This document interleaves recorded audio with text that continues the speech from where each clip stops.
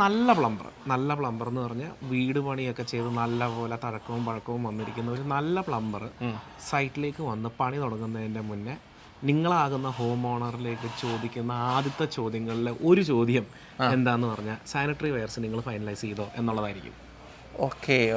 അതിൻ്റെ ഇമ്പോർട്ടൻസ് എന്താന്ന് വെച്ച് കഴിഞ്ഞാൽ ആ തീരുമാനം അനുസരിച്ചിരിക്കും പുള്ളിയുടെ കംപ്ലീറ്റ് പ്ലംബിംഗ് സ്കീം.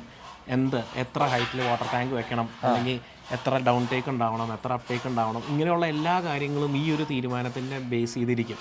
ഉദാഹരണം, ഒരു സിമ്പിൾ എക്സാമ്പിൾ പറയണേ, അതിലിരിക്കുന്ന ഒരു ഫോർ എക്സാമ്പിൾ ഷവറിൻ്റെ മേളിലൊരു റെയിൻ ഷവർ ഉണ്ടെന്നിരിക്കട്ടെ. ഈ റെയിൻ ഷവറിനൊരു മിനിമം വേണ്ട ഓപ്പറേഷൻ പ്രഷറുണ്ട്. ആ പ്രഷർ കിട്ടണമെങ്കിൽ ഒന്നെങ്കിൽ വാട്ടർ ടാങ്ക് അത്രയും ഹൈറ്റിലേക്ക് മേളിലേക്ക് പോകേണ്ടി വരും, അതല്ലെങ്കിൽ നമുക്കൊരു പ്രഷർ പമ്പ് അഡീഷണലി വെക്കേണ്ടി വരും. ഈ പ്രഷർ പമ്പ് വെക്കുന്നുണ്ടോ ഇല്ലയോ എന്നുള്ളൊരു തീരുമാനം അറിയുന്നത് അപ്പോൾ ആ സാനിറ്ററി ഫിക്സേഴ്സിൻ്റെ ലിസ്റ്റിലാണ്. അതായത് ഇപ്പം എനിക്ക് മനസ്സിലായത്, ഇപ്പം ഞാൻ ഇപ്പം പ്ലംബറോടൊന്നും ചോദിക്കാതെ കുറേ സാധനങ്ങൾ ഫൈനലൈസ് ചെയ്തു. എക്സാമ്പിൾ, ഇപ്പം നിങ്ങൾ ഈ പറഞ്ഞ പോലെ റെയിൻ ഷവർ മേടിച്ചോണ്ട് ഞാൻ വന്നു. റെയിൻ ഷവറോ എന്ത് വാട്ടർ മേടിച്ചു. അപ്പോൾ ഈ സാധനം വരുമ്പോൾ ഇയാൾ പറയും ഇത് വെച്ചാൽ ഫോഴ്സ് കിട്ടിയില്ല, കാരണം ഇവിടെയല്ലേ നിൽക്കുന്നത് എന്ന് ഈ പ്ലംബർ പറയും. കാര്യം യാഥാർത്ഥ്യം അതാണല്ലോ. അപ്പോൾ ഇതൊക്കെ അവോയ്ഡ് ചെയ്യാനായിട്ട് പ്ലംബറുമായിട്ട് ഡിസ്കഷൻ ഉണ്ടായിരിക്കണം എന്നർത്ഥം. അങ്ങനെ വേണമെന്നില്ല. പ്ലംബർ വർക്ക് സ്റ്റാർട്ട് ചെയ്യുന്നതിൻ്റെ മുന്നേ തന്നെ ഇവർ ഈ സാനിറ്ററി ലിസ്റ്റ് നോക്കുമ്പോൾ അവർക്ക് മനസ്സിലാവും, ഓക്കെ ഇവിടെ ഒരു പ്രഷർ ഉള്ള സാധനം ഉണ്ട്, വിച്ച് മീൻസ് അഡീഷണലി പ്രഷർ കൊടുക്കണം. അപ്പോൾ നമുക്കൊരു പ്രഷർ പമ്പ് വേണ്ടി വരും.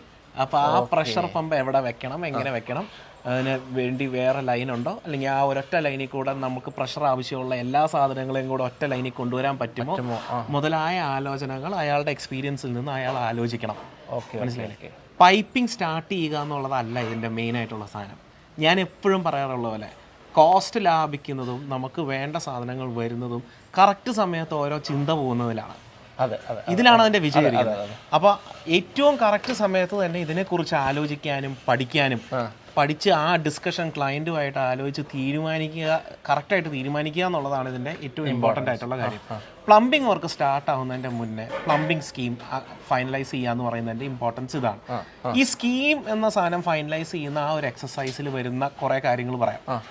താഴെ എത്ര ലിറ്ററിൻ്റെ സം ടാങ്ക് ഉണ്ടാവും, മേളിൽ എത്ര ടാങ്കുകൾ ഉണ്ടാവും, മുനിസിപ്പാലിറ്റിയുടെ വെള്ളം കൂടാണ്ട് ബോർവെലിൻ്റെ വെള്ളമോ കിണറിൻ്റെ വെള്ളമോ ഉണ്ടോ, അങ്ങനെയെങ്കിൽ കിണറിൻ്റെ വെള്ളം മേളിലേക്ക് പോകുമ്പോൾ ഫിൽട്ടർ ചെയ്യുന്നുണ്ടോ, ഫിൽട്ടർ ചെയ്തിട്ട് അത് എവിടെയാണ് സ്റ്റോർ ചെയ്യുന്നത്, ആ ടാങ്കിൽ നിന്നാണോ താഴേക്ക് വെള്ളം വരുന്നത്, ഫ്ലഷ് ടാങ്കിലേക്ക് ഏത് വെള്ളം പോകുന്നു, പുറത്തെ ഗാർഡൻ നനയ്ക്കാൻ ഏത് വെള്ളം പോകുന്നു, ഡൊമസ്റ്റിക് വാട്ടർ അതായത് കുടിവെള്ളത്തിലേക്കുള്ള വെള്ളം ഏതാണ്, അവിടെ വേറെ നമ്മൾ അഡീഷണൽ ഫിൽട്ടർ വെക്കുന്നുണ്ടോ, ഓക്കെ, ചൂടുവെള്ളം മേളിൽ നിന്ന് സോളാർ വാട്ടർ ഹീറ്റർ വഴിയാണോ താഴേക്ക് വരുന്നത്, അതിനുവേണ്ടി സെപ്പറേറ്റ് ലൈൻ ഇടുന്നുണ്ടോ, ഇങ്ങനെയുള്ള അനേകം ചോദ്യങ്ങൾ ഈ സ്കീം ഫൈനലൈസേഷൻ്റെ സമയത്താണ് ക്ലയൻറ്റും പ്ലംബറുമായിട്ട് നടക്കുക.